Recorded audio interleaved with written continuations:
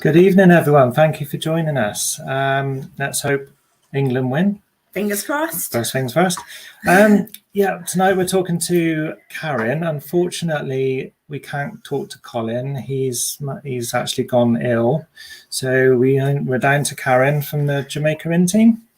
We will bring her live on camera in a second. We'll just see how many people have joined us. So Karen, basically, she is part of Jamaica Inn team, and she is the only events company that work with Jamaica Inn.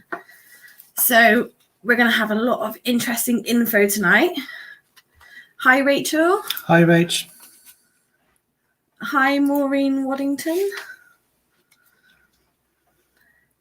Yeah, so fingers crossed for England. Hi, Valerie. Right, let's bring Karen on, I reckon. Yeah, let's bring Karen on. Hi, Hello. Karen. Hello. Hello, how are you? How have you been? Very well. Just working. I think the older you get, the more tired you get. Yeah, that's true. I know that feeling. Oh, I felt that this weekend. Been a long weekend. Right, just so that the viewers can get an idea of what you do, could you just explain a little bit about yourself? Oh, God, right. Put you on the spot. Right, so I am part of the Jamaica Inn paranormal team. It's headed up by Colin Simons, who unfortunately isn't feeling very well. And we also have in the team Lisa Holman and our lovely Rachel, who lives in Launceston close by. So these are the 4 members. And myself and Colin are the longest running members. We've been there 6.5 years now. It's frightening. So the interesting thing for me was, as a paranormal investigator and as someone who's always been interested in, ghosts, that sort of thing, and who have had some interesting experiences growing up and when I had my pub many years ago. To be so lucky to have a bucket list location as a study case has also, over the years, developed my interest in the history. Now, I'm not a historian. I'm not a professional researcher. I've learned as time is gone. And with the help of the lovely Helen Bennett in the beginning, who gave us some wonderful names of the people that lived there, my interest now is trying to unpiece the fake folklore and what is perpetuated out on the internet and get to grips with the real reported hauntings. So that means interviewing people, reading lots of books, and gathering the data, and obviously sometimes keeping some data to ourselves to see if it correlates with future reports. But it's a never-ending journey, and it's so exciting when you have a name and you put some meat on the bones. I'll come to one of the early landlords, and to find out this information about him by chance in a local newspaper in, I think it was 1798, it gives you an idea of what this person's character was like and how rough and ready the late 1700s were, but also educated person. Not like the landlords, you portrayed in the Jamaica Inn film. Yeah. So when did it all start from your point of view when it comes to the paranormal? Well, interestingly, my mother and father, they live in they've always lived there. 1965, a terrace council house built on a field in Hartcliffe, and I've moved back to Hartcliffe since. But when I was about 13, 14, there were some things that happened, and in those days, no one talked about things like this. So you're talking the early 70s. Footsteps coming up the stairs and never reaching the top, continuous. When I was 14, we had our first dog, and it was like a sheepdog mutt. He would lie at the end of my bed, shackles all up and down his back, growling that horrible guttural growl. It's something that I couldn't see against the wall. Blimey. So you had those things, and then when in my 20s, I noticed, and you think you're going mad, that you would put something down or put an item of clothing in the wardrobe. A week later, you go back, it disappeared, and it would magically reappear a week or so after. Yeah. It was bizarre little things, but again, there was no way of knowing these things, so you just took it that you've lost the plot. And then in my late 20s, I was so lucky to be first a manager and then a tenant, a single woman tenant of a pub in one of the oldest streets in Bristol that was built around about 1770. The cellar was medieval. Ooh. Boy, was that haunted. My kind of place. Oh, yes. Oh, fabulous. Looking back on it now, I would have died and gone to heaven. But the first 6 months, that I remember one night, it was a Wednesday night, it was just me and the dog. We shut the pub up, and it was like a 4-story tall building. And I was watching the old film. I forgot what it was called. It was a horror one where the pirates come from the sea, the ghosts, and they knock 3 times on the door. Forgot what it's called. They've done a remake since. Haven't heard of that one. Well, I had my bedroom door shut. I'm watching this film, and then suddenly my bedroom door got booted 3 times, and I mean kicked 3 times. Wow. No way. Do you think I opened the door? Nope. I put a quilt over my head. My dog was old then, so he didn't hear it. I waited till morning. Then I realised if you shut the door, something would kick it. So from that time on, left the door open. Some of the local lads in the pub will say to me, a woman in black has just walked into the gents. So you'd go in, no one there. You'd turn the lights off in the kitchen. As you go up the flat stairs, there was a long Georgian window. You see the lights back on. But the funniest thing was what happened to my boyfriend, who's now my husband. Again, midweek, I was down in the bar on my own. He was in the bath, and we had a barmaid who lived on the top floor. And he swears that he heard the key of the flat door. He heard my footsteps. He said, I was having a conversation with you, though he can't remember my reply. And Hannah from the top floor came down. She said, who are you talking to, Wayne? He said, Car. She's in the bedroom. She walked in. No one there. He was up, dressed, downstairs, and said, you've been upstairs. I said, I haven't left the bar. So it was all these interesting things. There was a lovely chap who worked at the local tax office who would shut the pub up if I wanted, to go out. And one night he was sat in the bar, and we had really heavy hinged doors to go out to the toilets and the kitchen. Wind could not open them. They were that stiff. So he sat in the dark waiting for the taxi, and this hinged door just opened up wide on its own and stayed like that. He was out the door in 20 seconds, just locked up, put the keys back through the letterbox, and then said never again. Yeah, on that note. Wow. And then obviously you had the most haunted, I think, that started up for many people, and it went on from there. So that's it. Yeah. It's weird how horror films as well can trigger things.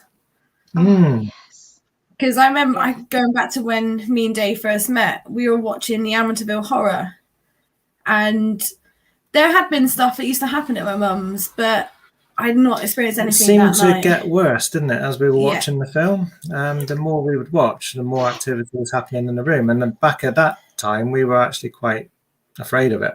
Yeah. but being in it a lot longer now, you learn to sort of get used to it. I don't think you ever get used to it, but You kind of accept it. yeah. Yeah. And you want more answers, don't you? And you that's what's sort of got our enthusiasm going with trying to pinpoint what exactly this is. Yeah. That's really interesting, because the other thing that I've noticed is the pendulum has swung so much the other way, where now people's first assumption is paranormal. And I talked, when someone will contact me about stuff going on, I'm very dismissive now, because you take 30 years ago, if a painting fell off a wall, you would think, oh, it's the nail, the screw, etc. Yeah. Now, the mindset in the public is it's a ghost. So have we done good or have we done bad? Yeah. It's now it's so out there, and people pay to sleep in haunted rooms. Years ago, you wouldn't advertise your hotel was haunted. No. And also, it's people's assumption of what the word paranormal actually means. It just means unexplained. It doesn't actually mean spiritual or ghosts. So trying to get that through to people as well. As soon as they know you're a paranormal investigator, they're instantly dismissive as well, I find. Yeah, it's also when you say to people that you're very skeptical, they say, why do you do it? Exactly. And yeah I said, because every once in a blue moon they'll have that one little thing that you cannot explain, like a sighting. I've been lucky, I think 9 times, but I can't say that's proof of a ghost or a shadow figure that I've seen. I don't know if it's my mind playing tricks. I don't know if it was, medication, because interestingly, last year when I was seriously ill in hospital, they gave me such strong doses of tramadol and morphine that the hallucinations were wonderful. Shadow figures, dogs. Wow. I see a dog walk past my hospital bed. Now, I knew it was a hallucination, and then as soon as they took me off it, it stopped. So it makes you wonder with what other medication can cause these things to happen to other people. Yeah, that makes sense. It does. It does. Yeah. Now you're part of a project, aren't you? To do with Bristol. Is it the Skull project? Oh yeah. I'm involved in so many things. Oh my God, it's a nightmare. So I have some human remains, and though I'm not a personal believer in haunted items as such, it's very fashionable to have haunted museums and haunted items.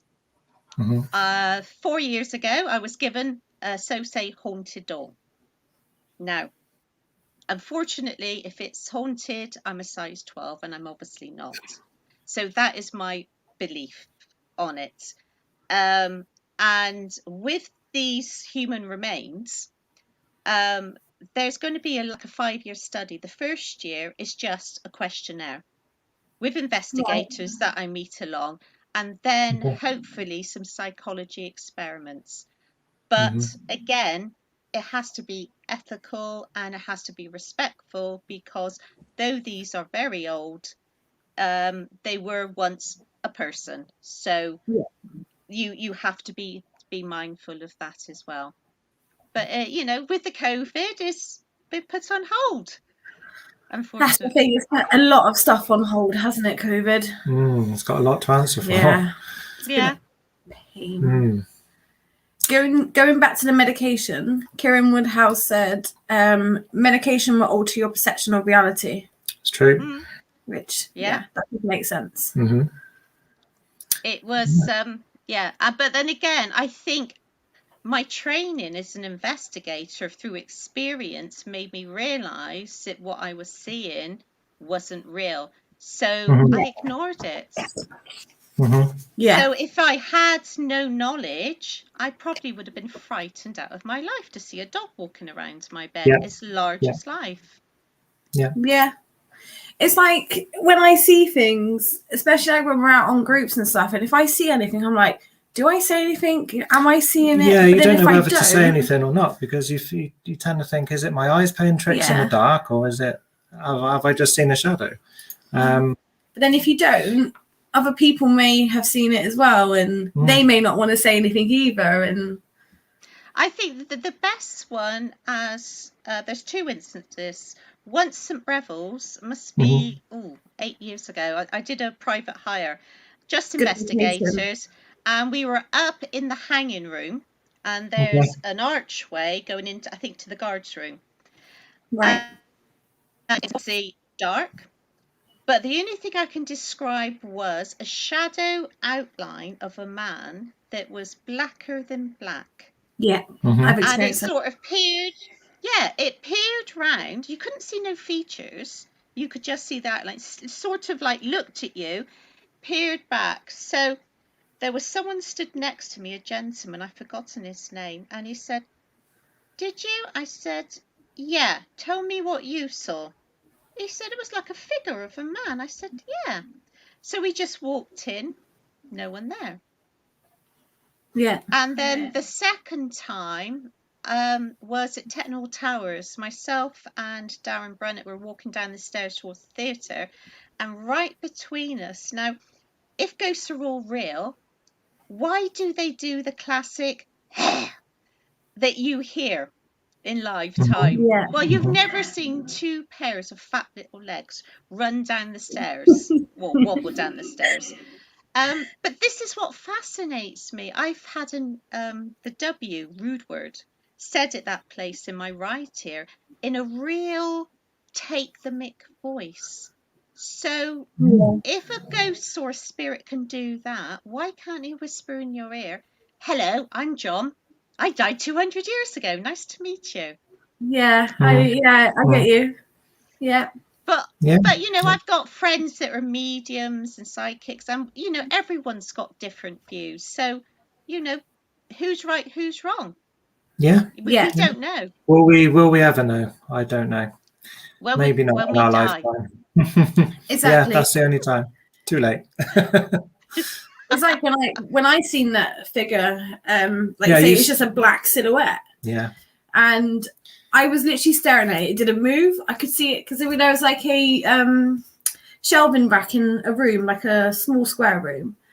And behind the shelving rack, you could see him like just like half of his body. And I waited for Dave and a friend to come back up from down in the basement. And it just stayed there. Like, it did not move. And I said to us, like, "Can you guys come in here? Can you guys have a look?" They're like, "What?" I'm like, "Can you not see this?" They're like, "No, I can't see it." I'm like, "It's there." And like you say, it was just blacker than black. There was no light in there. But yeah, it's weird. It's bizarre, isn't it? I mean, I've seen shadows and things. They're the most common ones that people see.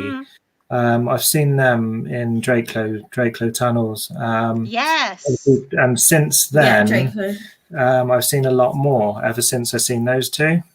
Yeah. And we also do meditation, so we kind of open ourselves up anyway. But yeah, we've seen more real people of late. It hasn't happened to me for a few months now, but I was seeing them every sort of couple of months or so. I'd see a couple more, and they felt really real. They were solid people, but some of the people were actually dressed in the old Victorian time era. They were about to cross the road, and I've had to actually stop the car thinking they were going to cross. They go to cross, and it did vanish, and I'd start thinking to myself, did I just see that, or am I imagining this? It was the guy on the bicycle. He just disappeared. We both saw a guy on the bicycle which disappeared. He had nowhere to go. Again, we're going down country lanes. I slowed down, and there was no one there. He just couldn't just vanish, but he did. He disappeared. So why we saw him, I could not tell you. That's brilliant. But I think those are little gems because they're unexpected. You're not looking for it. And, you know, most sightings are during the day. Yes. So, you know, But people I'm a say, big what? believer in during the day investigations too. Oh God, yes. Yeah. When you get the chance, the only thing obviously is noise. And Yeah. I like you say, I've done so many investigations over the years now. I'm more choosy, and I'll rather do a long weekend at one place, so you can cover it the day and the night time. Yeah, that is a good idea. We had another I question don't know, actually. Kelly said about personal experiences can make a night for most. I always think it's best not to overthink these too much. Equipment, however, there's far too much thought with, but it has its place. Kelly was at the village, and she told me about her experience of seeing, I think it was either a person or a shadow figure, and it made such an impact. And I think these experiences do that you'll never forget. And it doesn't matter if it never happens again. It's like winning the lottery. It's that golden buzzer experience.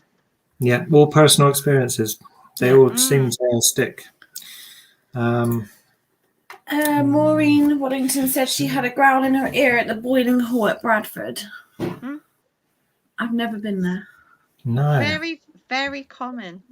Very common. I The think it was another place, the Landogger Trow in Bristol in the early days, I think it was. I also had my ponytail yanked. That was interesting. Wow. Is that the old black and white building? Yes, yeah. Yeah, I know the one. Yeah. Stands It's the same as scratches and things like that. I don't know what to make of scratches, because I've seen on many occasions, and also on Jess herself, these scratches appear, and I'm thinking, how does that happen? Because with Jess, she hasn't got long nails anyway. I'm a nail biter. She could not have scratched herself. And it's just the shape of these scratches that I've seen that are bizarre, because on Jess it was a sort of sideways cross, in a sideways cross shape. On the girls about a week ago in Shepton Mallet, they said there was somebody pinching them, and they lifted their top. I couldn't see nothing at the time. I shined the torch on it. I said, there's nothing there. And then all of a sudden, this red mark was appearing, and it was like a roundish kind of mark, and it's just getting bigger and brighter. And then it tended to kind of die off a little bit. I said, it seems to be going now. After a few people took pictures, the mark seemed to sort of vanish, and she said, it's actually stopped hurting now. See, for me, I'm very skeptical, because unless you've got a camera on that person from the time before to the after, because subconsciously we do scratch ourselves. You could have done it. I'm a terrible scratcher. I don't even know I'm doing it all the time.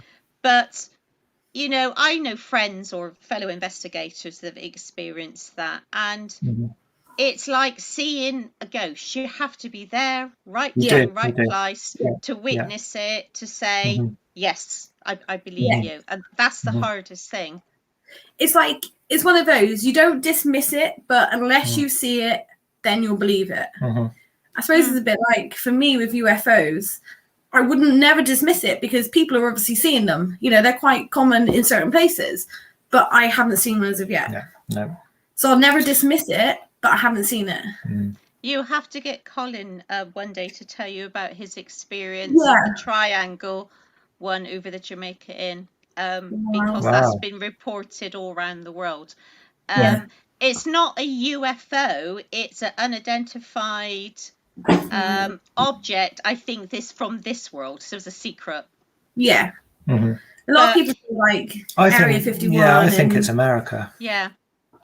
But I remember him coming upstairs 4 a.m, banging on my bedroom door and showing me this video, which I couldn't make out. I mean, he could see it, but the excitement, and I think that started then his love of astronomy, which he's so into, and the effects of the moon on everything. And it's a fantastic study case that he's going to do, because it affects people's moods and all, doesn't it? The moon the cycle, flow, isn't it?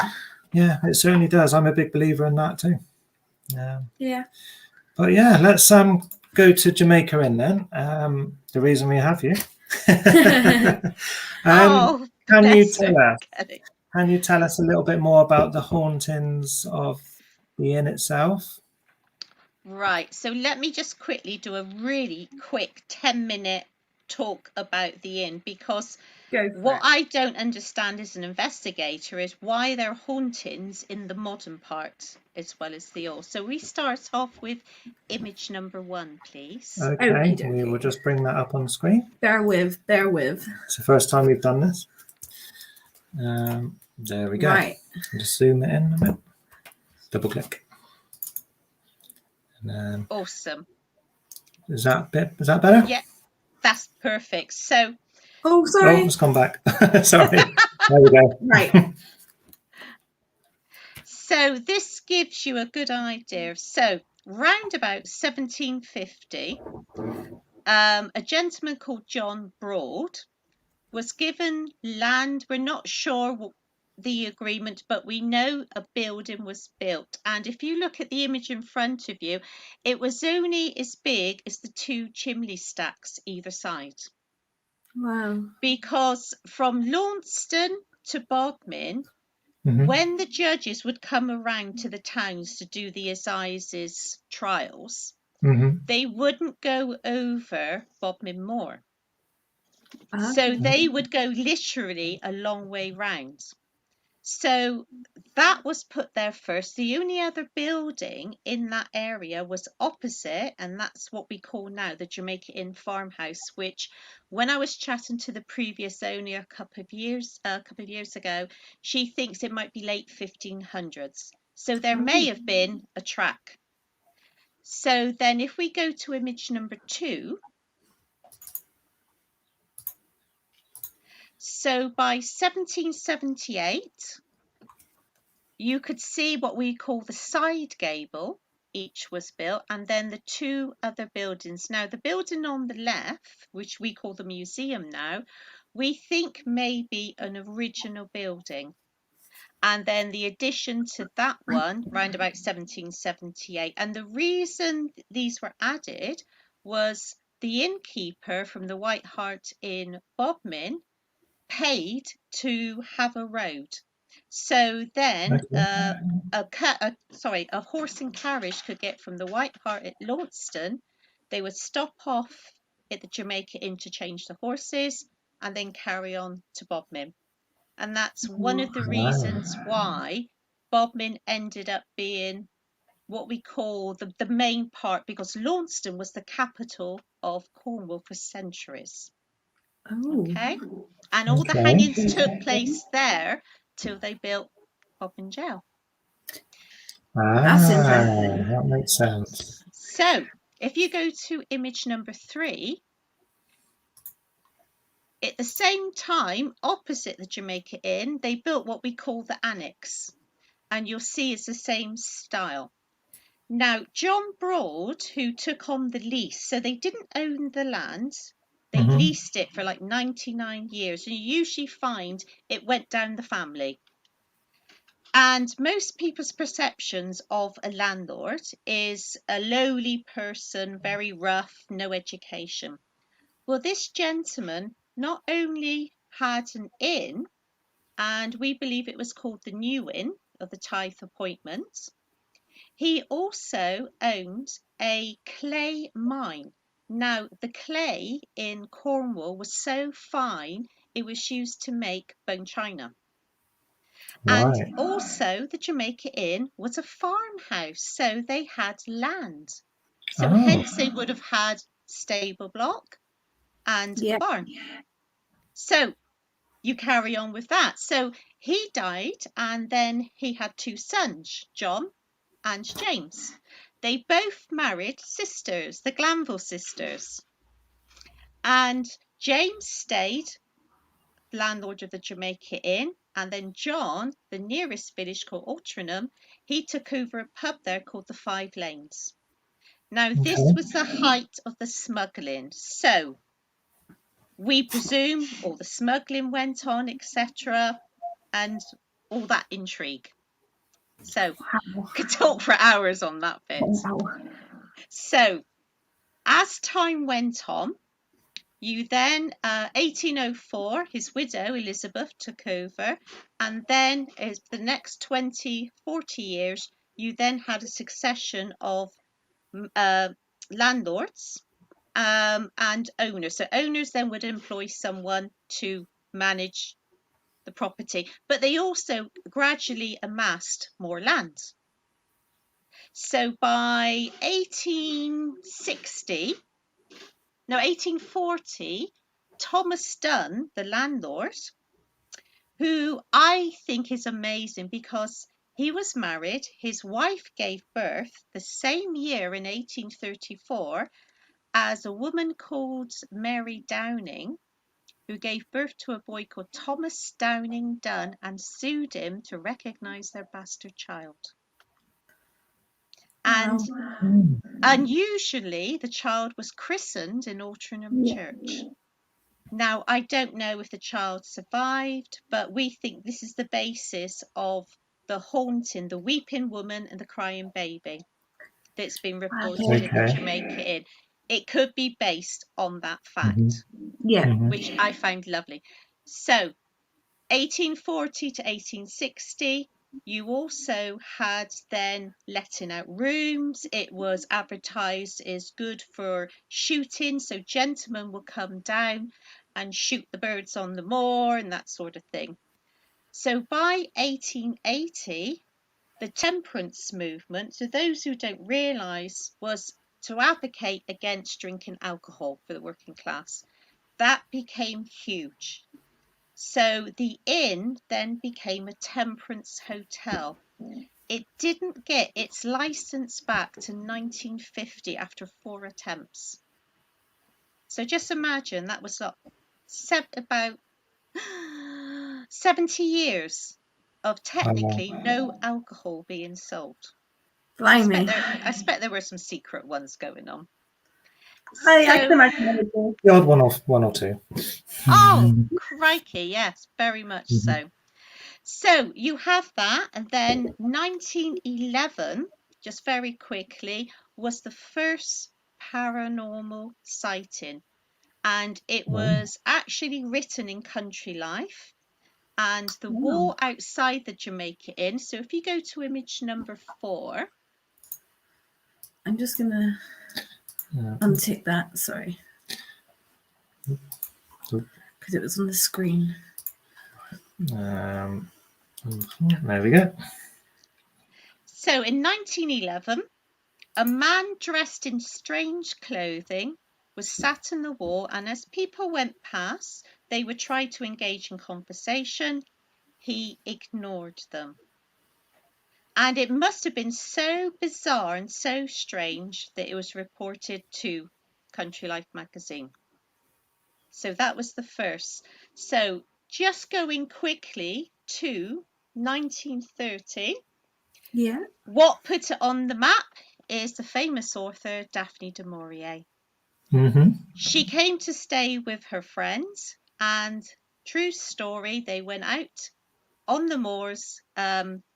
The Jamaica Inn lent them some horses.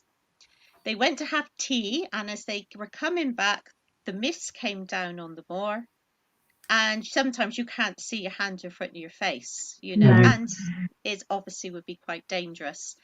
They took shelter in an abandoned farmhouse, and then a friend said, why not let the horses see if they'll take us back? So this was getting to about 8 o'clock at night, and they just sat on the horses, put the reins loose, and the horses actually walked back.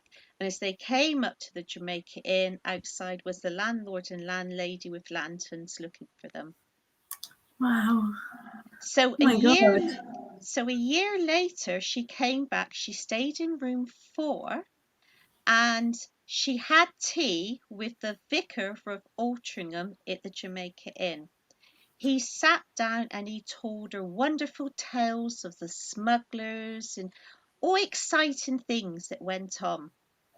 She then sat down after and wrote her famous book, Jamaica Inn. Wow. And that's what put it on the map. I have got a coffee. I did buy one from the gift shop. Yeah. So, just very quickly, you had the war years. Now, the Jamaica Inn, what I don't understand is we know the landlord there in 1944 was Claude Finnemore. And we had a report that on the 23rd of June 1944, General Patton came to stay for 3 days. Yeah. And on the 25th, he got on his Jeep, he drove to Exeter, picked up Eisenhower, Kernovade, and on a bluff, so just below a hill overlooking the Jamaica Inn, Patton, who was famous for his big speeches, did a speech because just before the D-Day landing, there were 8,000 US troops around Bodmin, Bodmin Moor, and Launceston. There were 5 prisoner of war camps in Cornwall for the Italian and German military. Oh, wow. So you had the practice of the D-Day landings on the moor, and you also had George the Sixth was supposed to have had lunch in a field next to the Jamaica Inn. Interesting. So I had a local tell me a few years ago that you don't realise how many secret war meetings took place at the Jamaica Inn. And Jim Edwards from Launceston, who spent 30 years researching history, has claimed that Montgomery actually went to the Jamaica Inn to meet Patton, and they hated each other's guts. I cannot prove it 100%, but I think it's fantastic if it's true. That is, yeah, that's true. That would be quite impressive. So that is a condensed history of the Jamaica Inn. So we've done 1911.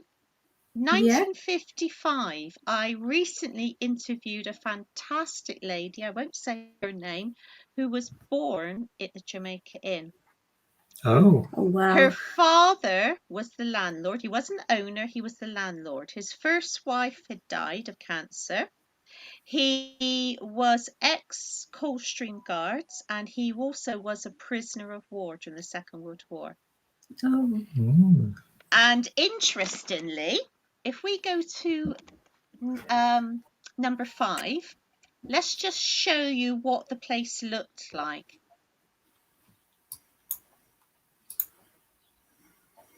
Is that one? Yeah. Yep. So when people go to the Jamaica Inn now, they walk in through the main bar door, and then there's the main bar. That originally was the dining room. So if we go to number 6, you'll see it. Oops. Oh, I've done it again. that one. That one. Right, that's better. Number 6. Number 6. There we go. So there's the famous fireplace. Okay, so that was a dining room, and originally the stairs that go up to the bedrooms of the old block, I believe, came from the dining room.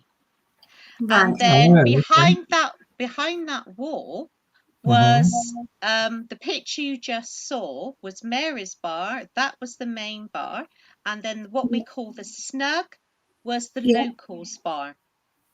So it was a locals and travellers. Now, 1955, when this young girl was born and her father was the landlord, people don't realise, and I didn't realise, that it was so famous not for its hauntings but for Daphne du Maurier. Film stars, celebrities, royalty came and stayed there.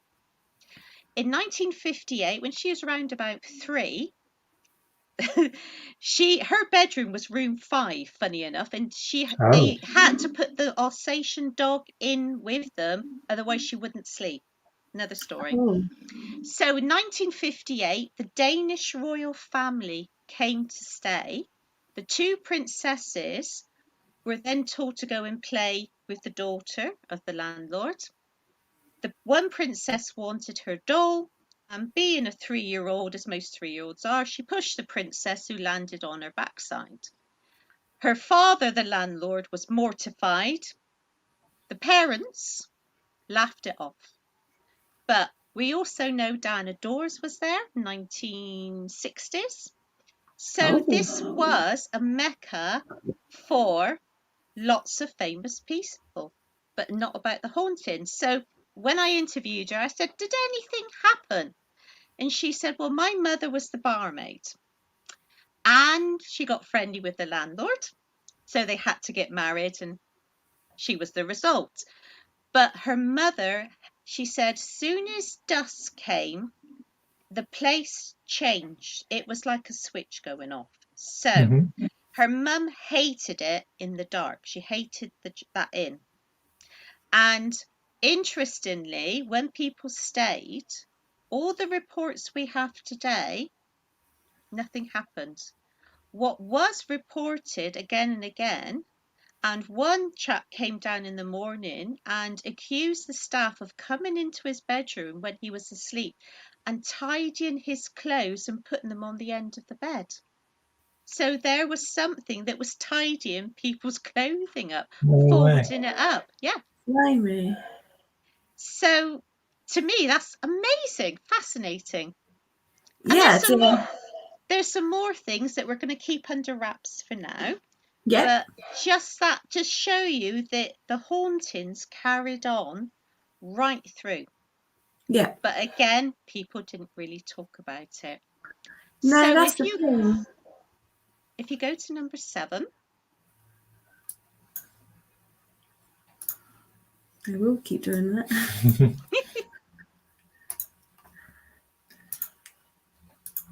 So this is an area shot of the Jamaica Inn we see now. So you'll see on the far right hand side, you'll see what we call the new bedroom block. And you can see how much it's grown. You've got where it's the white part, it's the restaurant, there's the bars. So it is a massive complex. It's a 36 bedroom hotel now. Hence why we don't do the paranormal nights during peak time, because it's absolutely so busy now. It's become famous for being famous. Yeah. So where do you want to start? Right. So let's start from number 8. Number 8.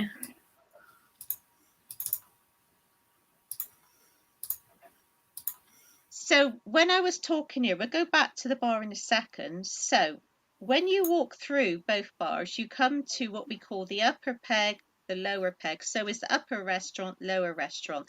These are all modern buildings.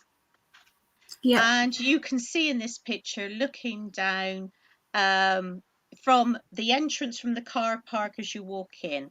So you can see the bar on the right, etc. It was Alan recently did it up a couple of years ago. So he's given it the old world look, which is fantastic. So why are there so many reports of that area? If you click to number 9, that will show you the lower restaurant area. That's the area we get a feeling in the lower peg. Yes, it's got a bit of a strange feeling, just sat in this corner. Just so if you look to the right where the radiator is, Colin discovered this. Underneath there is one of the 2 wells, the original wells. So that one would have been outside, and then there was one in the front as well of the building. So 2 wells. Now, people that are around that area and by the fire, they talk of the children. Now, the children, we know of 2, there could be more.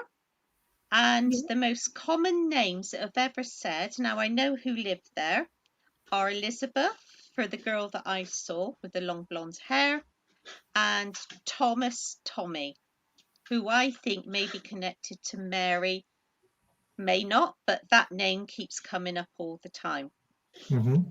So we've had the doors open on their own. Now, you have to bear in mind when there's a wind, so we always make sure there isn't a wind. We've heard footsteps, and if you look at the woodwork, those beams are old beams. We were told they came from nearby Devon dockyard. So one of our tasks is to go to the museum there to do some research, see if we can prove it. Again, are such things haunted? Do they bring things in? I don't know.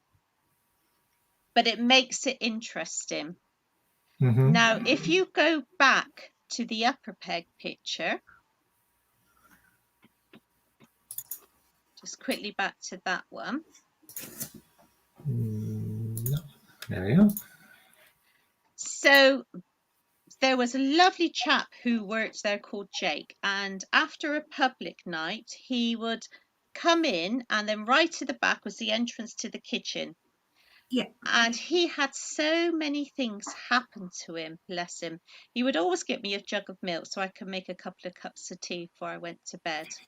One night, myself and Colin, just us in the main bar, the lights were all off. As Jake walked down to go into the kitchen, he got the milk. As he came out, he heard children giggling. Proper giggling, you know, that sort of thing. He also, when he was stood by the bar, which juts out to the right, he saw a shadow type figure come out, opened up the doors of the kitchen. It walked out, stood at the end of the bar, and then just dissipated.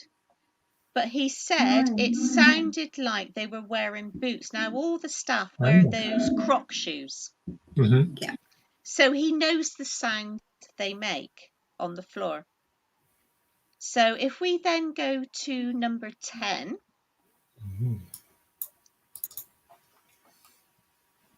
Find the arrow. There he is.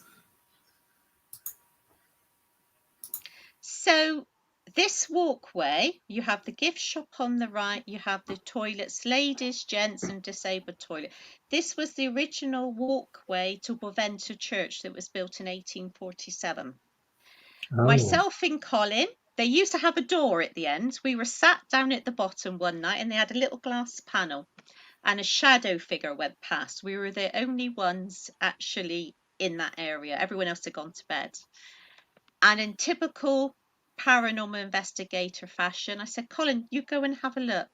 And he said, blink, blink, I'm not looking, you go and have a look. And we didn't. So, you know, we've heard children giggling. The ladies' toilets investigator of my group, South Bristol Paranormal, she was in there one night. And there's two doors. There's an outer door, inner door. She was just stood there in the dark. The inner door opened up on its own. No one was there. That's quite it's not heavy, but you've got to push that to open it. Also, I've had 5 reports that children tell their parents, and especially one from about 5 years ago, she came out of the toilets with her daughter. They were just passing through, and she said to be there when we come back. And the little boy has been reported for over 30 years. Wow. So that's how far the reports. And the only reason I know that was from a lady who I'll tell you the story when we get to the bar. So the gift shop on the left, not so much now, but in the years ago, the staff always had their hair pulled if they wore ponytails. Books would be thrown off. I've been with guests and they've seen a little figure go past. Again, modern building. Why? You know, but it's what makes it so exciting. You know, do ghosts or do spirits see things in real time? Yeah. Who knows? So then we go to number 11.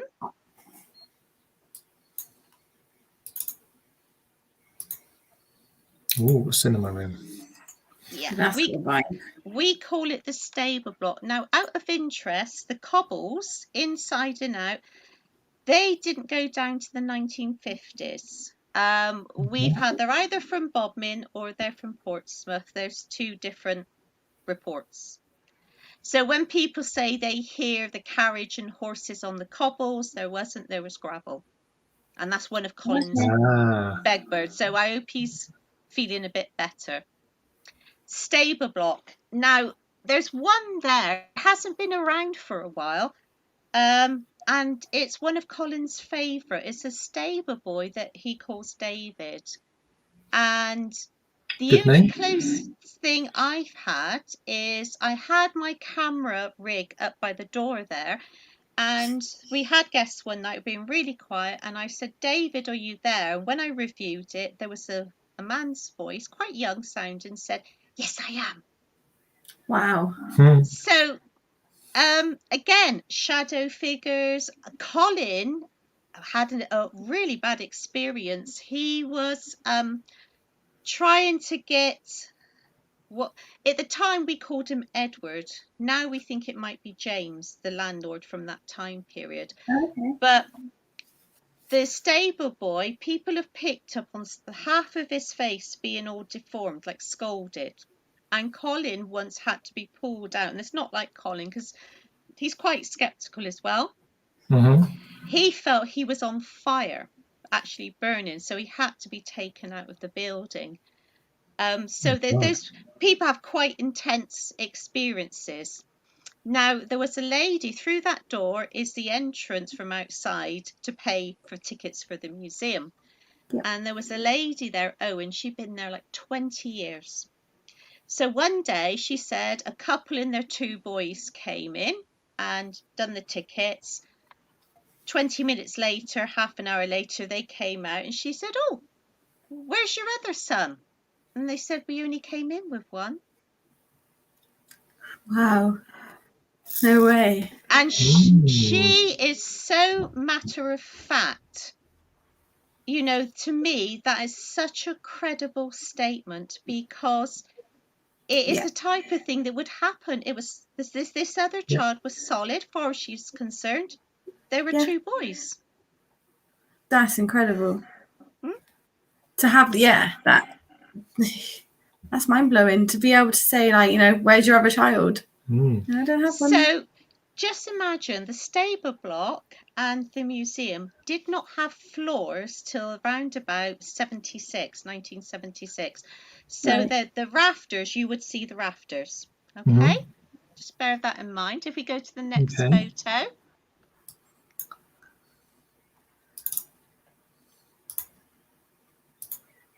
So then we come to the smuggling museum, and there's lots of artifacts to do with the smuggling, how it operated, and it's a fascinating story. So as you walk around, people have different experiences.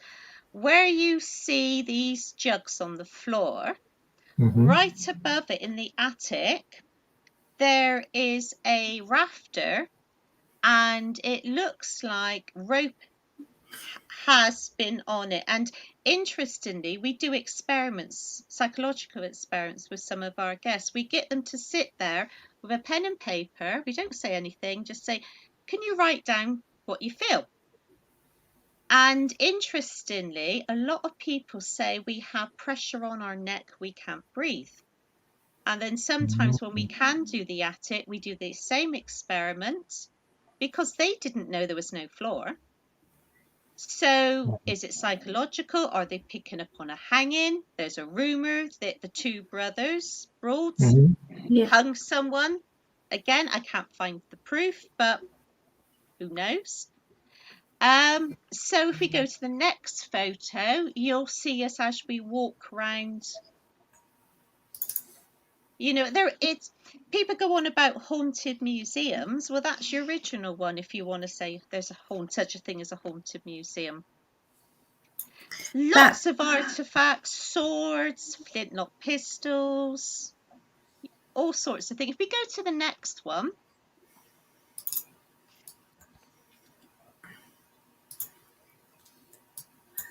You got this. We'll get it. I don't know why it doesn't. So this one looking down, originally there was another door there and there were toilets. It's all been renovated.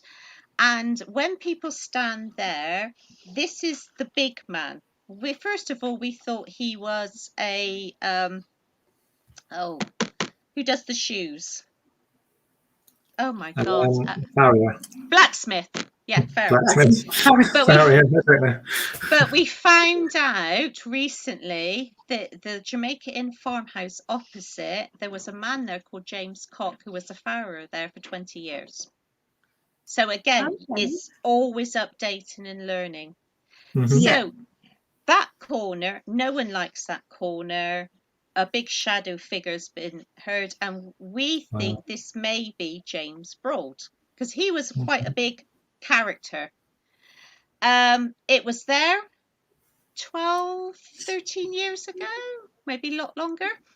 I saw the image with other people of a girl.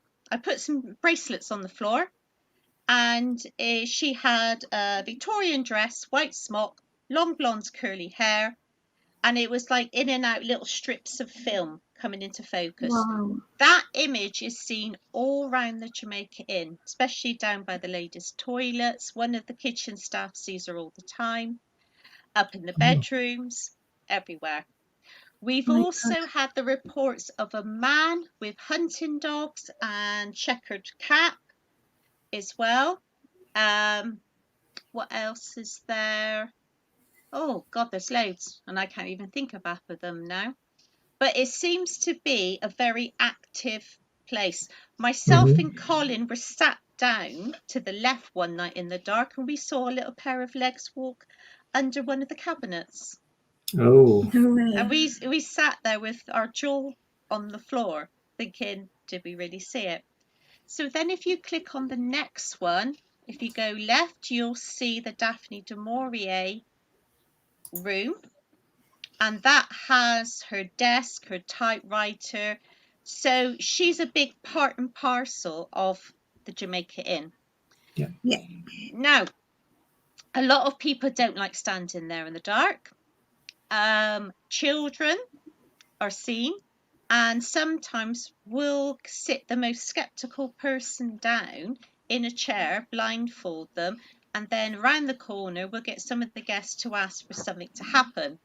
And interestingly, twice, two separate men have had their elbows shoved off one of the armchairs of the chair, which makes it interesting for me.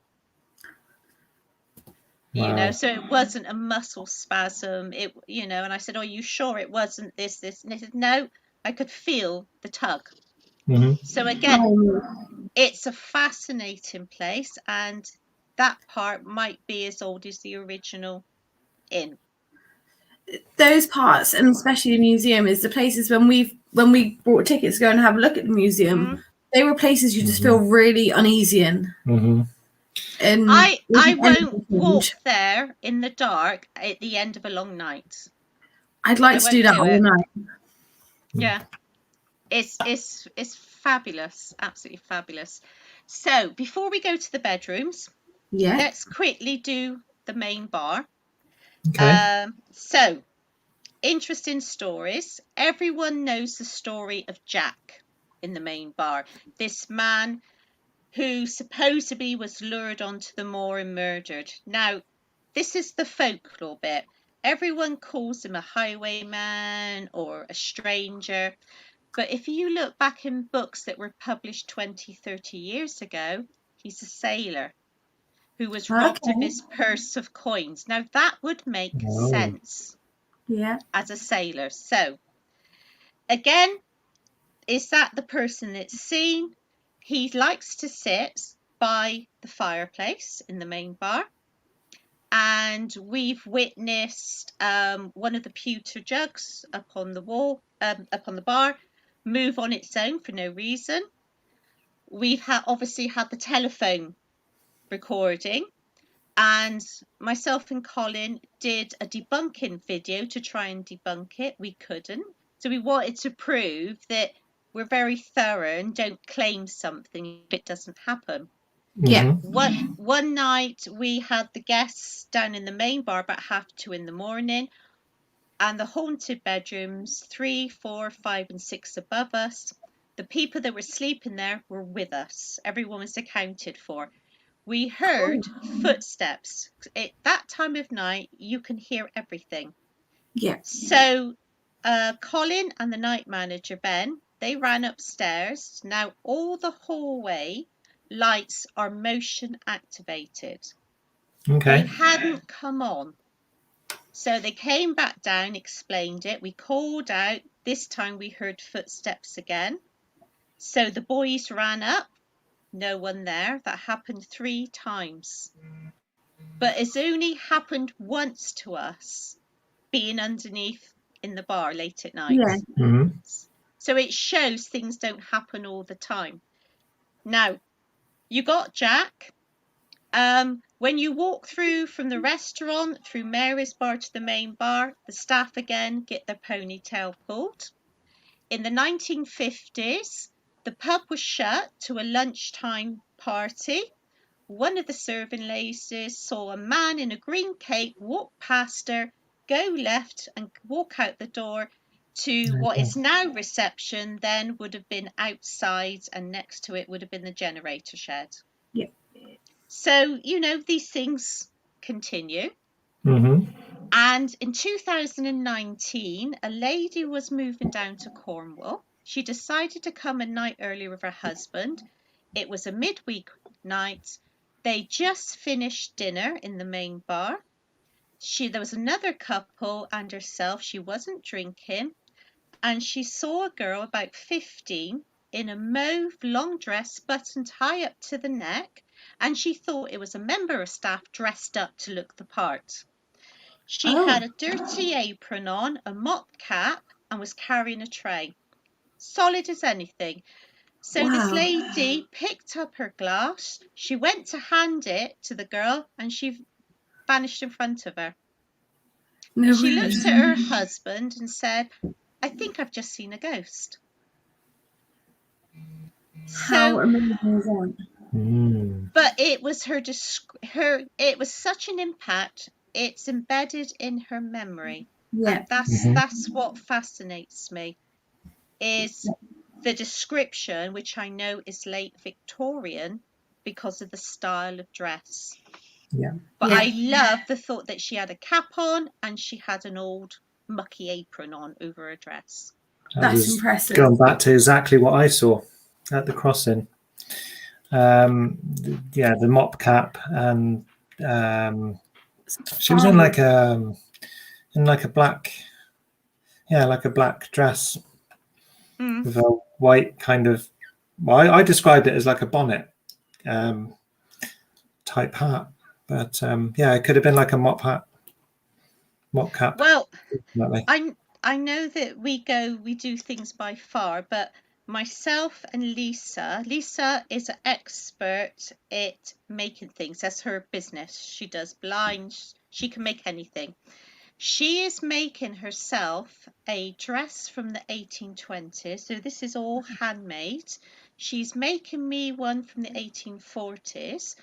Colin's going to dress from the late 1700s. So we will be at some point at the Jamaica Inn doing some special nights dressed up and reenacting some of the people that actually lived there to see if we get different responses.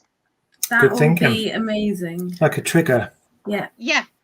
I don't, as my husband said, you'll need a lot of material to get a dress around you, dear. Cheeky devil.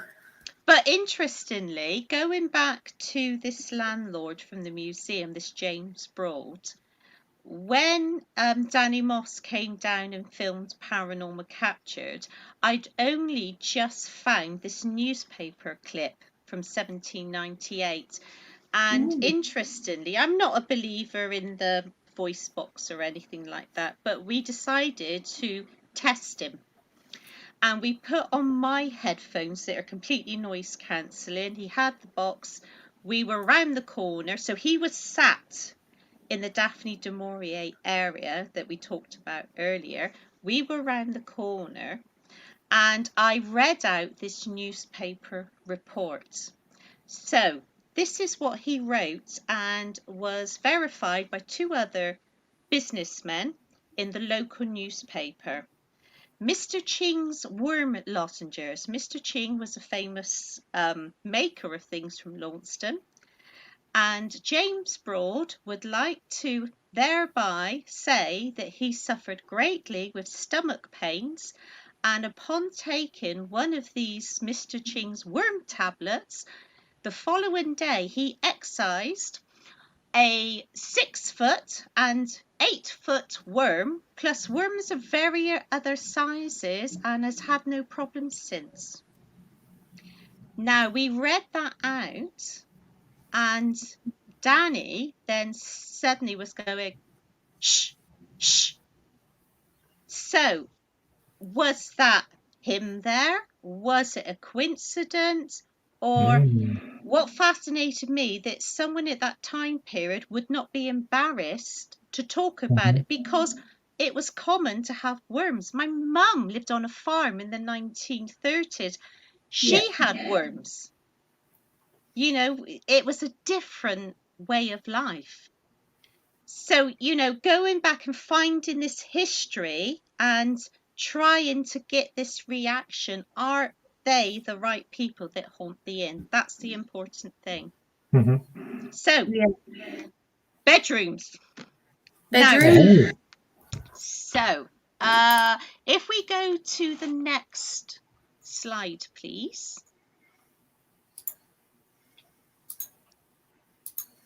So, as you go up the stairs to the old block, you can turn left, you can turn right. So we turn right, so we walk down, and there's a big open space on the right hand side. On your right is room 3, on your left is room 4. Now, I've just given an image of room 3 because the other rooms have been done up since, and I don't have any up-to-date photos yet. So it's very similar in style. They've been updated to a fantastic standard, as you can see. Now, what many people don't realise is the layout of the Jamaica Inn has changed greatly. So where you see bedrooms and bathrooms, there were more rooms. So in the 1950s, half of that was a bedroom. There was no stairs, and another bedroom was a dining room or living room. It was all different. So room 3, I've stayed in that room on my own, and sometimes things happen, sometimes it doesn't. The one that was interesting for us was when the team rope stayed there. So it was 4 ladies. Before it was renovated, there was a side room with bunk beds. Kim woke up at 5 in the morning complaining of a baby constantly crying. There were no babies at the inn that night. We had that confirmed. So also at the end of that bed, one of the ladies saw a boy round about 12, 13 with a flat cap, you know, the bracers, that type of thing, late Victorian, just staring at her, which really put her off. Yeah. A wailing woman is heard. That's been, you know, women go in there and they start crying. That happened to me the first time I walked in there, and I couldn't understand why. And I was in that room one night after an investigation with Ginny. Colin was in room 4, and we heard footsteps up and down the corridor. So in the morning, I said to Colin, "What were you doing pacing the floor?" Because we play pranks on each other. He said, "No." He said, "Nice try scratching the bedroom wall as well." I said, "No, we didn't do that." But we didn't hear each other's things. I didn't hear the scratching. He didn't hear the walking. Wow. So if we leave it on that image, opposite is room 4. And by the window, a man in a tricorn hat has been seen many times. A feeling of being watched. And I don't know if it's the same. Originally, you had the bathroom door, you had a little alcove door to go in and make teas and coffees. And we didn't put this out there, but within 2 years, we had 3 separate reports of a man in a bit like a Gandalf with a hooded finger, but not a monk, if that makes sense. Okay. And Ben, who was the night manager, saw the same in the cellar when he was bottling up one time. He just looked around. He said he was just stood there. He said, I thought it was Gandalf. You know, so again, multiple sightings. Mm. So then if we walk out, we walk down to the end of the corridor. Now, this story I love. We had a team. If you ever get the chance to watch the video, Haunted Britain Investigates, they did a private team hire, and they were so kind and gracious to let me follow them on their walk round. They had a medium. Unknown to the medium, just 30 minutes before that, I had a guest downstairs tap me on the shoulder and tell me her account of 2 years previously. She'd walked up the stairs, looked right, saw a man standing outside room 5 with black curly hair, frilly vest, you know, the highwayman type thing. And I didn't tell anyone. So I go up with the team, and their medium describes exactly the same figure. Stood outside room 5. Oh my God. So with room 5, you've got an old lady with a mop cap. You've got the man with the tricorn hat that walks straight through the wardrobe into the bathroom. I've had the catch on the bathroom door go when there's no wind. It happened to Richard Felix when he stayed there when Most Haunted filmed. The children all the time. Hannah did not exist 12 years ago. She is a modern folklore. There is no Hannah that ever lived there. So think of a famous TV show and stuff like that. Mm-hmm. Right. So women get their legs touched by little hands. The first time I stayed there, I was in the bed with my friend Tracy. We had the catch go. I was falling asleep. She doesn't believe in ghosts. She shoved me and said, if you think you're going to sleep when there's footsteps walking around side to side, she said, you must be joking. But it was. And we had one chap took photos of wet child footprints. This has been reported so many times. So it's a fabulous room, but I've stayed there many times since. I've had nothing. Mm-hmm. It's right time, right place. Yes. Yeah, we've been going through some footage and we've not captured anything on camera. We had the noise which sounded like the door handle a few, on the a few wardrobe. noises, but there's nothing to back the noises up. I was hoping to get like a noise and then some kind of image, but no, there's been absolutely nothing. Although that being said, we did get a lot on the Ouija board, which validated a few things with when we spoke to you regarding the man in the poster. Oh, yeah. Who we think might be John Broad. Mm-hmm. Yeah. Excellent. That was weird because all it was saying on the Ouija board was like, because I wrote it down as we were doing it, and it says something about, what was it again, Smink? It just said come up with the poster, and I didn't know what to make of it. I thought, what could that mean? Because it didn't sound like anything that would kind of mean anything to me, kind of thing. It wasn't until I spoke to you that then when you said that the only one that's actually on a poster in the museum is John Broad, which would make sense with what's known to be around that room or in the inn anyway. So I think possibly we may have had some kind of contact with him. But see, this is interesting. Was it the father or the son?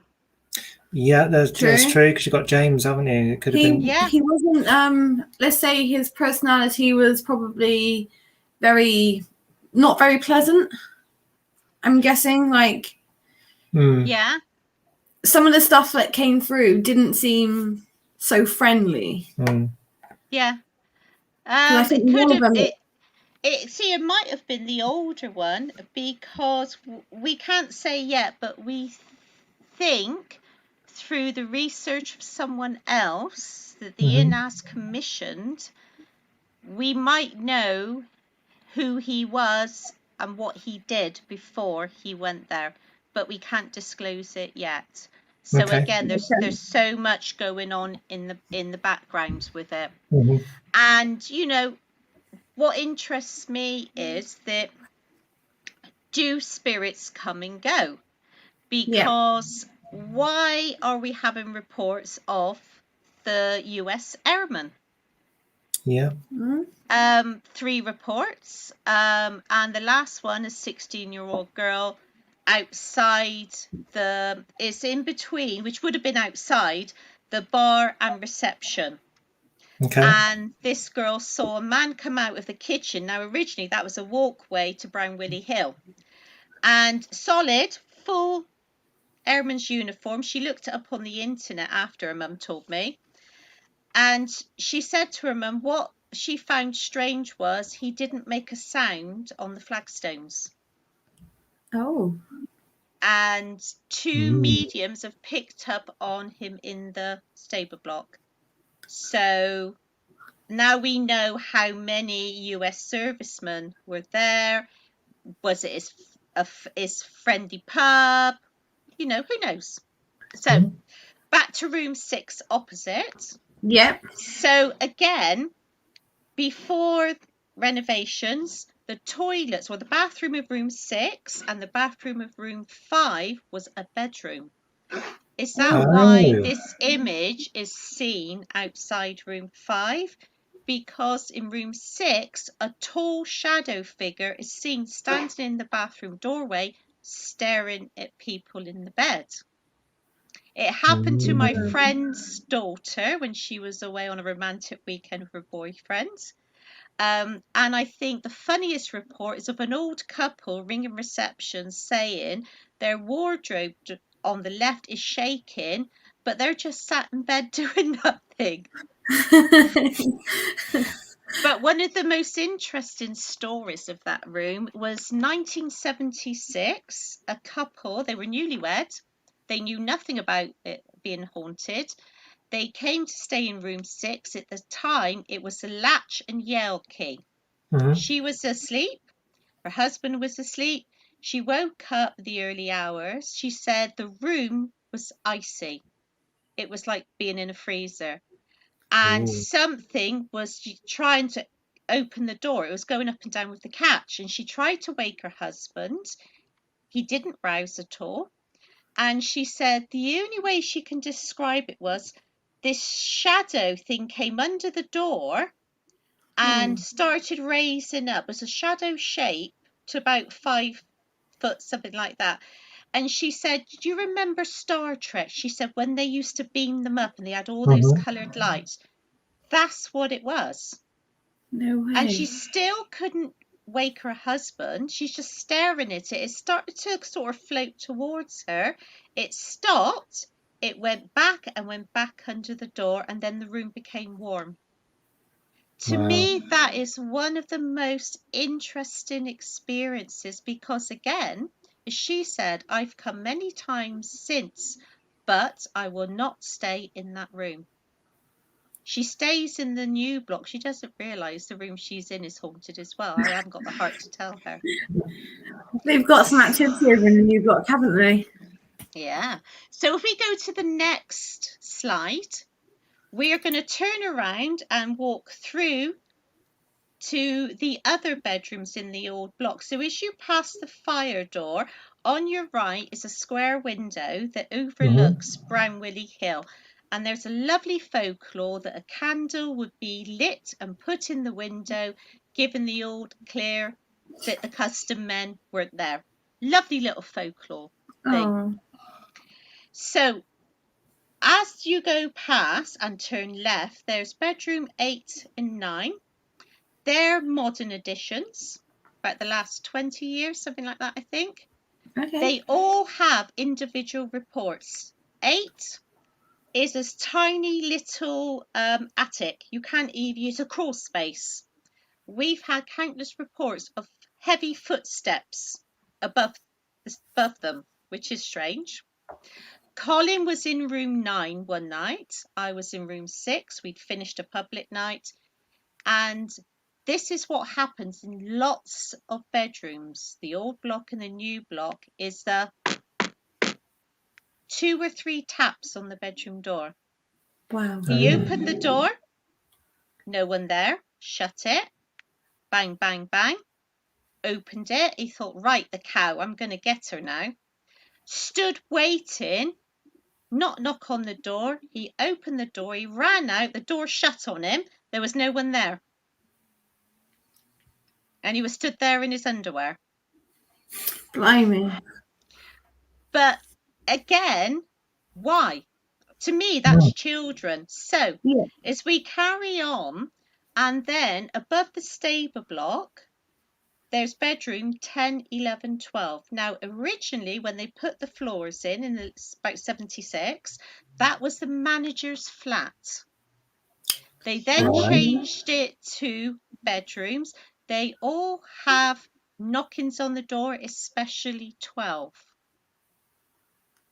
So, again, if ghosts and spirits are real, that shows they can see the Jamaica Inn in real time. Yes. Yeah. So if we go to number 18, I've just got an example there. Just it's because it runs away from me. there we go. Try again. So on the left, you can see 12, 11 and 10. There's 3 bedrooms. And why, oh why, are people having things happen? It's fascinating. But then you've got this brand new bedroom block. So if you go to the last photo, number 19, this is room 23. It is a beautiful room. That's a nice room. You either have single beds or a huge double bed. So over 3 years ago, a couple of our paranormal friends now, they were guests at the time, stayed there. They'd gone to have a walk around. They came back. They found cotton buds on the floor. And they found his debit card perched on top of the dressing table, even though he left it in the drawer. They thought, oh, God knows what happened. Later that night, about 2 a.m, the lady woke up to see a woman in Victorian dress stood in the doorway looking at her. Oh because she'd just woken up, she said her first reaction was, what's housekeeping doing in here this time of night? And then the woman disappeared. Then myself and Colin were in that room, separate beds, I hasten to say. And we'd just been filming for a German TV travel show. And I was asleep. He woke up and he said that it was like the shackles at the back of his neck went up. I can't remember if it's 2 or 3 taps on the bedroom door, followed directly by the same number on the patio door. Oh my God. He said it absolutely terrified him because obviously he's sensitive. He picks up things that I'm a psychic brick, I don't. He tried to wake me. I was asleep. So he thought, stuff you. He then got up and then stayed in the, there's a room, like a residence lounge next door. He stayed there and he watched the landing lights. Remember, it's motion activated, not a moth, but it has to be person walking through. Going off and on during the rest of that night. In the morning, he went and checked with Alan, the owner, the CCTV. No, we could see the lights come on. No one there to knock on the door. And it happens to Alan, the owner, above in one of the rooms. It's either 32, 33, 5 in the morning. He gets the taps. You'll check the CCTV, no one there. Oh my goodness. So what happens there as well? So again, people, try to get the famous 3, 4, 5, and 6, but you can have an experience in one of the other rooms just as well. It's what's on the land as well, isn't it? It's not. Well, I'm a believer of that. Yeah. Buildings obviously can hold. Well, they can hold energy from the ground that it sits on. Is my theory on that one. Well, Richard Felix has a theory that silica that's in certain stones, and the Jamaica Inn is full of that stonework, is the same thing they use to make tapes, that sort of thing. And then that's where you get your stone tape theory from. But also in the front courtyard, because obviously they needed fresh water, there used to be, I don't know if they're still there, underneath huge water tanks, because the water used to be pumped up from further down up to the Jamaica Inn.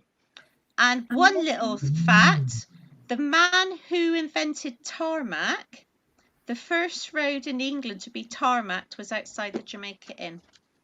Oh. Wow. I love weird facts. I absolutely adore it. And I drive Colin mad. Wow. But hearing those facts, just, it's all history, isn't it? Love it. It's all history. And then this new one, which, again, I'm trying to find the time to write up, this Francis Baden. Would you like to hear the story? This is what I know so far. In the 1861 census, a lodger was there. His name was Francis Baden. He was 42. He is a retired assistant payroll master. So I thought, well, what's this? So I looked up what it does. He was like a clerk in charge of paying the sailors. The next census, he was on a ship called HMS Spy in Rio de Janeiro. Oh. And I think he never married. I found him later on in a lodging house in Launceston, and I know he died in 1905. So why would someone who was at sea lodge at the Jamaica Inn unless they were made welcome or there's a connection? Because when you think of the smuggling, I think it was as the 1840s, Prime Minister Peel changed the laws so it wasn't profitable to smuggle the brandy, the tea, etc. like it used to be. So smuggling became more low-key. And this gentleman, I want to try and find out a bit more about him. So who else lodged at the Jamaica Inn that we don't know about? That would be interesting to find out. I bet there's loads of people. I bet there's tons and tons of different people. Yeah. It's very, very famous, isn't it? It has so many people pass through its doors. And again, famous people came there because of Daphne du Maurier. Yeah. And, this lady I interviewed, she wished she talked more to her mother because her mother obviously knew them all. I think they were only there. I think her mother and her left, I think, before 1959. But in that short space of time, it wasn't unusual to get... Oh, the other thing she said, that RADA in the summer, all the students used to have holiday jobs there. And a lot of them became famous after. I wish I knew who they were. Oh. I wonder if they had some stories to tell. Oh, why can't we find out these things? It is, but especially they're famous now. Yeah, and I think any investigator who's lucky to have a location as a booking agent or just to study, you don't have to be professional, historian, etc., to find out information. I've put please in the local newspaper. Percy the parrot, do you want to hear that story? Percy the Power. I've heard that before. Percy the Yeah. Power. Have you? Yeah, it rings a bell. Well, there was always, I think there was a minor bird, there were two parrots. The last one was called Percy, though I think it was a girl. And when Alan extended the restaurant, there was a plaque to Percy out in the back garden. So when they dug it up, they got the box. When they opened the box was empty. No bones, no feathers, nothing. So I've made inquiries. We know in 1999 he was in a bit of a state, didn't have many feathers, and a local sanctuary offered to take him in. I don't know what happened, but we don't know what happened to him after. Is he still alive? Because they live quite a long time. Yeah. They do, yeah. They Yeah, live they over like 100 years, don't they? Yeah, but Colin's mother, she used to take the coach down there, and Colin says that it used to swear at its mother. So, Oh. you know, who would have thought years later Colin would be in charge of the paranormal? Yeah, it's almost like fate, isn't it? Like at some point you will end up in that place. And also, I mean, Cornwall itself, just 5 minutes down the car, there's a village of Temple. Originally, that was a Knights Templar hostelry. You had the Pilgrim Trail that went from Ireland through Cornwall down to Spain, Jerusalem. So you've got all this brilliant history. Fantastic. Oh, we absolutely love Cornwall. It's got so many stories everywhere that you go. Lovely. And when we finish, I'll tell you where myself and Colin have led on a Victorian autopsy table. Oh. Okay. Oh, that's interesting. There is, it's just so much. And, you know, you can talk for hours. That just scratched the surface. I mean, Colin's probably led in bed saying, you forgot this, you forgot that. But again, it's a never-ending story, and I think that's why we love it so much. Well, we'll have to do another one with Colin as well, and then we can top up on some more history. Colin, his expertise especially is about the wreckers, specifically about one person, this poor man who was the only one to be hung for wrecking in Cornwall. Wow. He could tell you a brilliant story about that.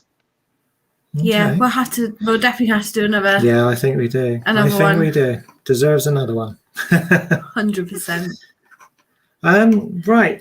We were going to ask you, with regards to when you do carry out your investigations, do you like to use kit or do you like to use just your own senses? Privately? Or privately or publicly? Well, with the public ones, we try to do it a little bit differently because obviously we've been doing it now for, like I say, 6 years. So the type of people we get tend to be the over 30s.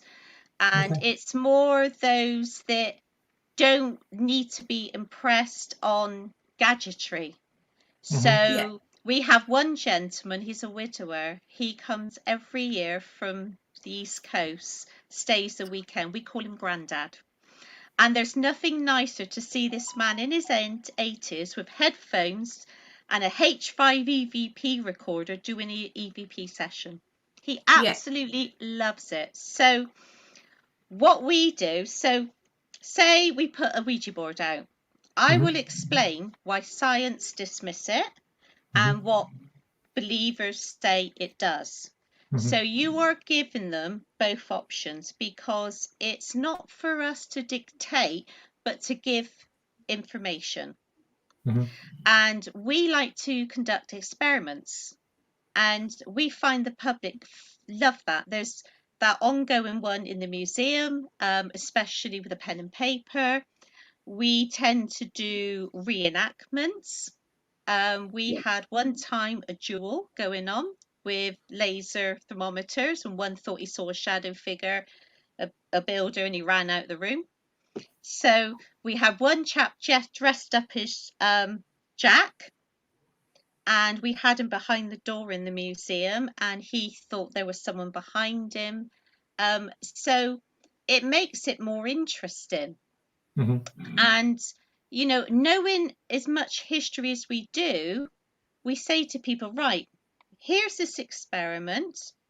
You do it, see what you get from it, and let us know your results, because then the data is also collected. Yes. Because we have a skull in the museum as well. And I've seen that. I don't believe personally what is written. So I say to people, write down, is male or female? What did it die of? Where is it from? And I collect all these little bits of note paper, and then it's put in a spreadsheet. So I'm interested in, it's not that anyone's psychic, but I think that people have an ability that many of us have lost. I'm not psychic, but sometimes I walk into a room and I think, oh God, what's going on here? Or that feeling of being watched. Yes. Yeah. And even the most skeptical person can have an experience. Yeah. You know, but we always, in front of the guests, debunk. We explain, you know, like the K2. We explain about that, how easy it is. Phones are not allowed. They're turned off. Sorry, we don't allow it. Because if people want to use EMF equipment, we explain you've got the Wi-Fi, you've got your phones. Yeah, And exactly. I remember once we had a lovely chap and his friend had designed a ghost hunting app. So we did some tests, and afterwards he looked at that and he said, bit of crap, isn't it? And I just said, I'm not saying anything, I'm just giving you an alternative approach to it. He said, I see what you mean. So it's not to put our point of view, it's just to give out that overall information. Myself, because I've been doing it for such a long time, I prefer experiments. I prefer specific things. I like to try psychology. Also, if people are doing the boards, Rachel Hayward for years has been doing the Xenocard experiment with Kieran O'Keefe. Fascinating thing. I don't believe in the boards, but one night, even I was shocked. I do it with picture cards. And also blindfold people. If you put a scaredy cat in a room, they are going to freak. And the haunted doll, perfect example. I took Vernon, that's what he was called, down to the Jamaica Inn, and it shows how you can influence people. There was a couple my age, went into room 3 with the doll. I said, this is Vernon, the haunted doll. I stopped, and then I said, it is not haunted. There's no such things as haunted dolls. I would like you to do an EVP session and ask questions and pause. They lasted 5 minutes before they came out of the room. Because the first sentence, psychologically, had been implanted in their head. So then I explained to them the reasoning behind it. But the funniest thing was they still had the EVP recorder going. As soon as they came out to the hallway, they got an EVP of a man. Oh. And I was like, you lucky devils. Wow. But it shows how people can be manipulated into thinking there's something paranormal when there's not. And that's what we try to explain to people. You know, I remember one chap one morning, he said, brilliant night, nothing happened. We said, welcome to the world of the paranormal. Yes. Yeah, you know, exactly. better to be honest, but also if someone believes they've had an experience, it's not for us to poo-hoo it. So, well, that's not really what I think, but if you think it, brilliant. It's like with the cold drafts, isn't it? You say to somebody, can you feel that cold draft? Automatically in your head, you're expecting to feel a cold draft. And as you can make things feel real as well, can't you? If you know what I mean. I did a horrible experiment on 2 investigators I know about 8 years ago. We were sat in a circle at this fantastic hotel on a Sunday night. And I said, I can smell old man's wee. Can you smell it? And they're my friends as well. And they said, oh my God, I can. Now, they weren't just saying it for the sake of it. They honestly believed they could. It took me 2 weeks to tell them I'd made it up because I wanted to see what everyone's reaction was. I felt awful. That's But the thing, though, with power of persuasion, isn't it? It's happened to me. You know, Colin's done that, the same thing to me, and I've fallen for it. I think unless two of you say it at the same time, like, oh my God, can you feel this draft? Like, maybe you could be a bit more like, okay, maybe there is a draft. But so if two of you split it's the same with same pieces of equipment as well. We tend to, when we do use equipment, we're looking for 2 or 3 pieces of equipment going off at the same time to try and validate not just the one thing going off, because that could be battery, it could be well, like you say, there could be a mobile phone influence. So we always like to validate it with a couple of pieces of equipment, just to make sure that, you know, the chances are less that I don't comment because it's not my place, but I find it really frustrating when you see people doing lives with their mobile phones and they've got K2s and other EMF equipment, and there's, oh my God, it's a ghost. It's not, it's your phone. Because even on flight mode, your phone still gets data and it'll still set off equipment. And I was with some friends Friday night, and I said as well, oh, remember that time we were at this theatre and I had my REM pod 30 foot away and they had one of those plasma bulbs. And I just put my hand on the ball and my REM pod went off. And I thought, oh, I could have some fun. So I then started going do, do, do, do, do. And I had the REM pod doing exactly the same. No way. So it taught me that, you know, how something can influence it. And also, you know, there have also been times where, you know, the original REM pods, and I've still got my one that when it first came out, it's so old, but they light up at a sequence. And we remember we were at a place, where were we? Down the coast. Oh, no, Fort. And the lights did not light in sequence. It was bizarre. So that made us question again. You have to go back again and again to see if you can recreate the same things. And unfortunately, you have a night where nothing happens. Doesn't mean to say that place isn't haunted. You just come at the wrong time. Exactly. Yeah, exactly. And you know, they're not puppets. They don't act on demand. And it's a case of, you know, if you're in the right place, you're in the right place, right time. My favourite ghost or spirit down the Jamaica Inn is the one I call Tommy. And he's only ever done this twice. So a laser thermometer. There's a ball. I call it his favourite little ball.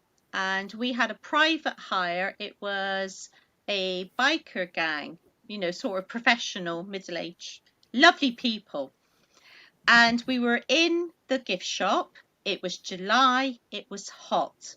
We put the ball down and I said to the woman, put the light on and get your base reading. Right. Now we're going to ask Tommy to put his hands on the ball and make it go really cold. I cannot explain why it then had a 15 centigrade drop when the light did not come off that ball. It also did it once in room 5. So as an investigator, I've tried it many times since, never happened.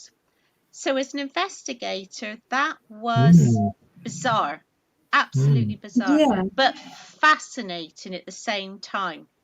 So of course it made the people that were in there, it made their night, you know. And I said, I can't say that definitely was a child doing that, but what can I say to you is I've not experienced it and I'm sat here scratching my head. But you remember those rare ones, and I think that's what keeps driving you to come back, you know, because you just never know. I tried for so many years hoping my dad would make an appearance when he died. I'm still waiting. Our friend Alan Parry, he gave me a sentence he would say on EVP when he died because he had cancer. I'm still waiting 4 years later. Yeah. So you know that if there was a way, they would do something. would do it, Or yeah. have they done it and I've not noticed? True. Yeah. True. Yeah. But Yeah. you know, Yeah. what I love is experimenting with people with different beliefs Yes. coming together, and there's loads of us that do this now. Mhm. We'll hire somewhere for the night and we're all doing experiments, and myself and Colin are going to Ilfracombe next week to see our friend Bev, who's a medium. We're going to have a census night. I'll be out my comfort zone, but I'll still enjoy it because it's something different. I'll Yeah. be crap, but you've got to try everything. It's a learning You know? curve as well, isn't it? The Yeah. paranormal is just one constant learning curve. There's no right or wrong ways of doing anything. It's good to learn from other people. Try Exactly. lots of different things. What I say to people is, again, there's no experts, there's experience, No. and never be afraid to ask. I ask so many questions still. Yeah. Mhm. Yeah, You know, exactly. because I'm nosy. I want to know the answers. Yeah. And especially friends of ours who I say are very, very clever. They're engineers, they're experts on white noise, radios. And we come together and we do these fantastic experiments. Our Genesis ones, we were with a friend who does all the radio. I don't even understand half of what he says. We're in a 14th century priory with a graveyard outside. He had a 30-foot aerial. And we were doing these fabulous white noise experiments. It was out of this world, especially when he said, see that bleep on my laptop? And we said, yeah. He said, that's a Russian sub coming down the Bristol Channel. What? Oh. Yeah. No way. Oh my goodness. Blimey. So, you know, making friends with people of all these diverse backgrounds, it is the best thing is for an investigator because, again, they're giving you their time to teach you something that they specialize in themselves. Yeah. And it is, well, myself and Colin, we've been best friends for years. And we are so lucky that we get on. We row like a couple of kids all the time.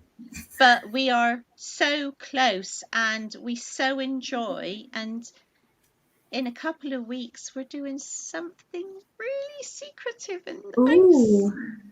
Wow. And it's a 6-hour drive. Watch this space. Watch this space. Mm. Oh, 6-hour drive. Oh, So, that'd be interesting. if people want to book on with you guys, what's the best place? Where could they find you?